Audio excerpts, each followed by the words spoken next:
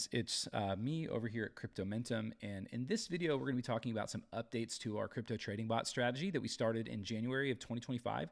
Now don't worry if you didn't start that video with us, I left a link in the description below, and even if you're not interested in the trading bots, I think there are some really good tips and hints here for those of you who are trying to trade and trying to do some crypto trading activity. Now, again, it's not financial advice that I'm able to give. I'm not a financial advisor. I'm not your dad. I can't make your decisions for you. So you can figure it out on your own.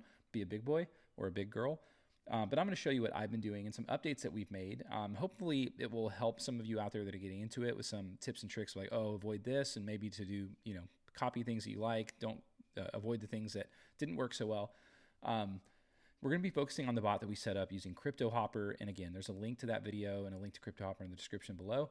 But this is my no loss set and forget it bot and a few updates. Now I want to start by reminding you of the goal of all this. And that goal is to manage your risk and breed consistency in your trading. So for me, I was trying to trade and I was doing a good job manually, but I just could not do it consistently because it's 24/7 and you do get emotional and things creep in, and then you do maybe overtrade a little bit, and then to manage your risk as well. So that's really the goal in these bots, is to manage your risk and to have consistency over the course of time, because really what's going to produce some gains for you in the long run is doing the same thing repeatedly that's working and managing your risk. So again, not financial advice, but the way that I've chosen to do that and some updates that I've made to the bot is that I've actually tightened my trailing stop loss.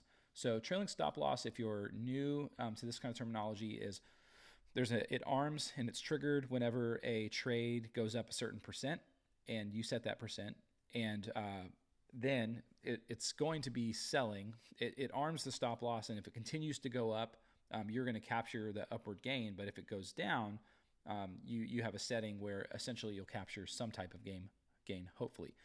And when I initially set this up, I set these up to have 4.25 as the trailing stop loss to be armed. Well, I've actually reduced that.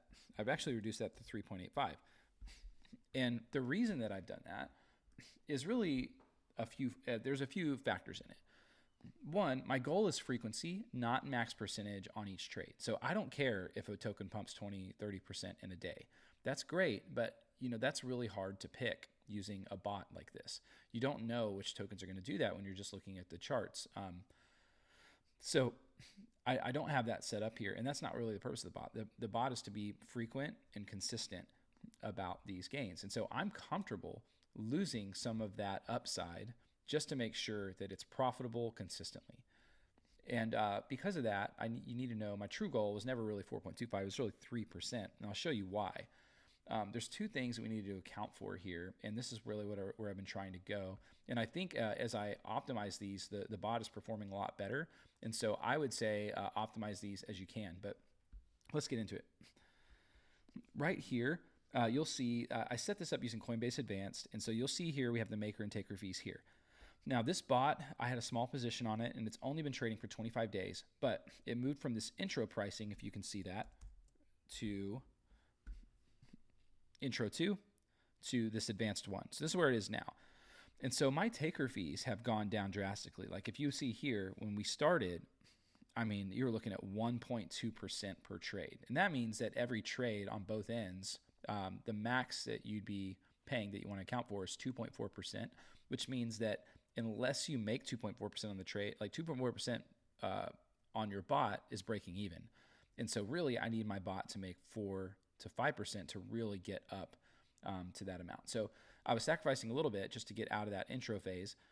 And then we get into intro 2, where really if you take your fee on both your entry and exit on the trade, let's say that's 1.5%, which means that I want to make 3%. I really need to have my bot set at 4.5%, if that makes sense, because you'll subtract these fees, and I'm left with my true goal of 3%.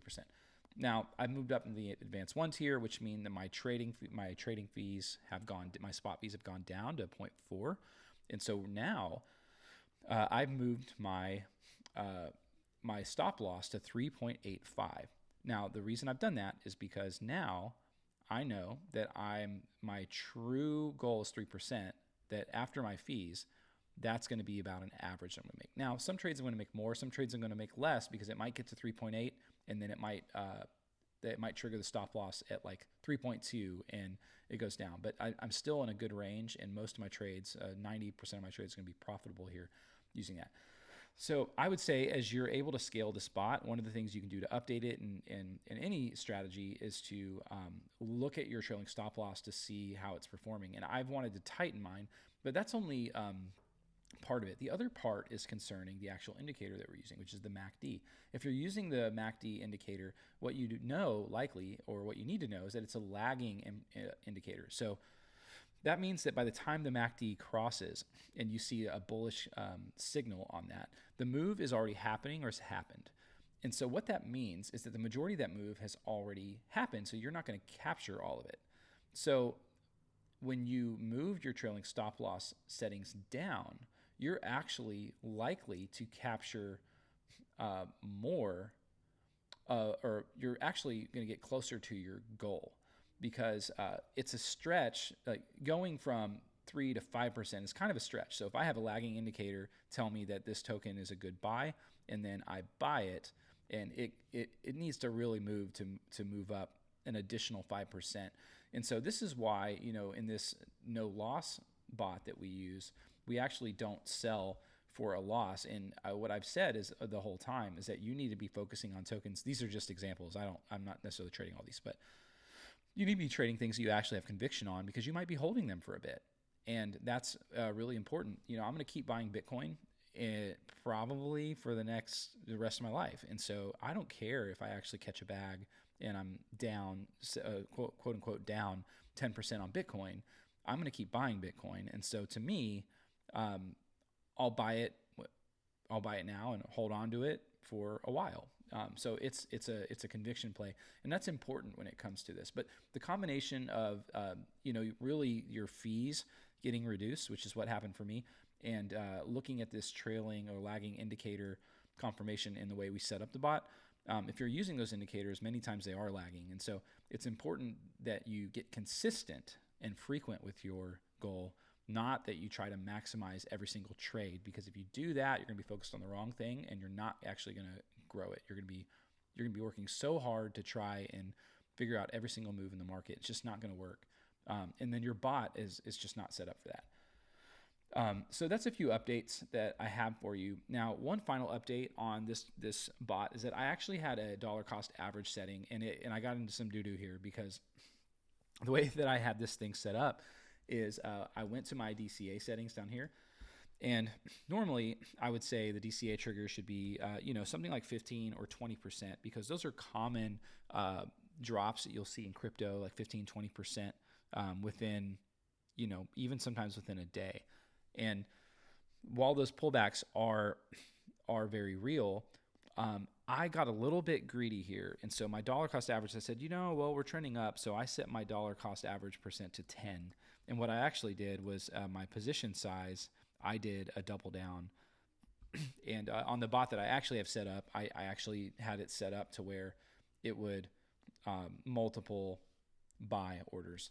And so I had a trade on a US-based token called Ondo. And essentially what happened is when we had an early correction in January, it doubled down, then it tripled down.